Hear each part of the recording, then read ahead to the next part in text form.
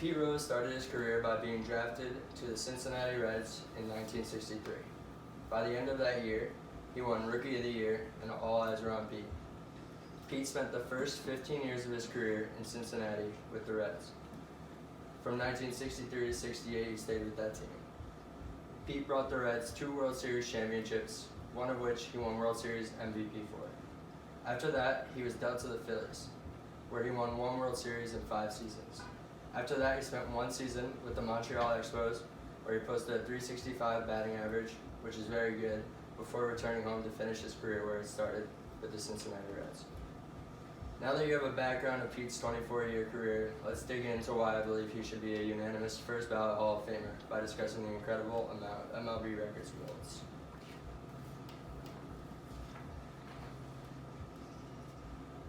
Pete played the most games of all time at 3,562, had the most plate appearances at 15,890, the most at-bats at 14,053, the most hits of all time at 4,256.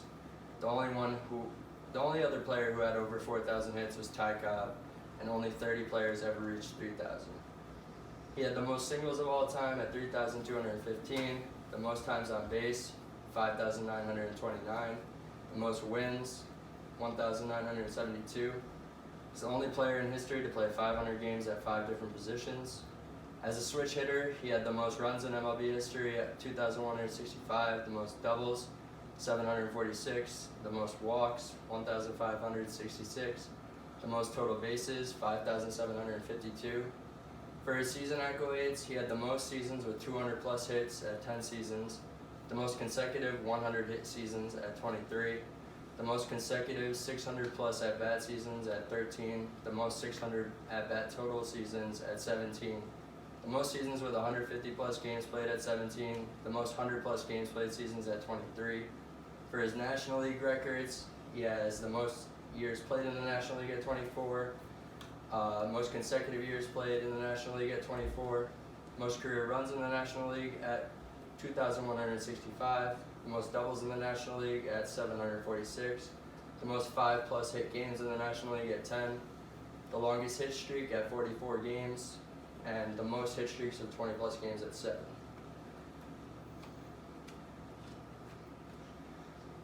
This is why I think Pete should be forgiven for his illegal gambling on games he was in. Even though he illegally gambled, he only bet on his own team, and he never didn't give his all and never threw a game. Also, athletes back then made less money than they do now. If they were making the money players do now, he would have never had to gamble for more money. Mike Trout just signed a 12-year, $426.5 million contract, which is $37.7 million a year.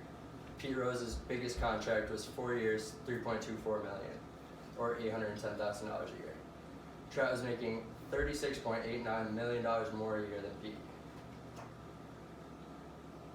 When you factor in inflation, Pete's $810,000 a year would be equivalent to $2.71 million a year today, which would still separate him and Trout, the 2 highest paid baseball players of their time, by $34.99 million per year.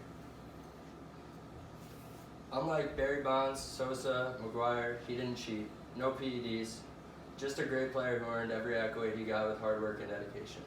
That's why Pete should be forgiven and put onto a ballot to enter Cooperstown as a Hall of Famer. Pete is arguably the greatest baseball player of all time, and the stats are there to back it up. Look at clapping every day.